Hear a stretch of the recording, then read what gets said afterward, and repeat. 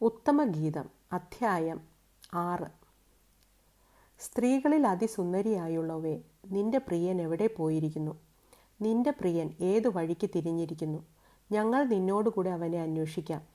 തോട്ടങ്ങളിൽ മേയിപ്പാനും പൂക്കളെ പറിപ്പാനും എൻ്റെ പ്രിയൻ തൻ്റെ തോട്ടത്തിൽ സുഗന്ധസസ്യങ്ങളുടെ തടങ്ങളിലേക്ക് ഇറങ്ങിപ്പോയിരിക്കുന്നു. ഞാൻ എൻ്റെ പ്രിയനുള്ളവൾ, എൻ്റെ പ്രിയൻ എനിക്കുള്ളവൻ.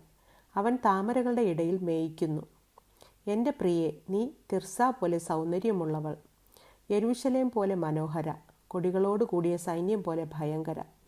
നിന്റെ കണ്ണ് എങ്കിൽ നിന്ന് തിരിക്ക, അതെന്നെ ഭ്രമിപ്പിച്ചിരിക്കുന്നു. നിന്റെ തലമുടി ഗിലെയാദ് മലഞ്ചരിവിൽ കിടക്കുന്ന കോലാട്ടിൻ കൂട്ടം പോലെയാകുന്നു. നിന്റെ പല്ല് കുളിച്ചു കയറി വരുന്ന ആടുകളെ പോലെ ഇരിക്കുന്നു. അവയിലൊന്നും മച്ചിയായിരിക്കാതെ എല്ലാം ഇരട്ട പ്രസവിക്കുന്നു. നിന്റെ ചെന്നികൾ നിന്റെ മൂടുപടത്തിൻ്റെ ഉള്ളിൽ മാതളപ്പഴത്തിൻ്റെ ഖണ്ഡം പോലെ ഇരിക്കുന്നു.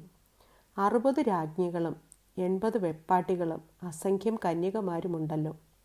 എൻ്റെ പ്രാവും എൻ്റെ നിഷ്കളങ്കയുമായവളോ ഒരുത്തി മാത്രം.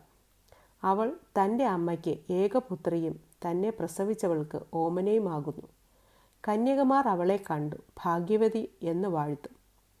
രാജ്ഞികളും വെപ്പാട്ടികളും കൂടെ അവളെ പുകഴ്ത്തും.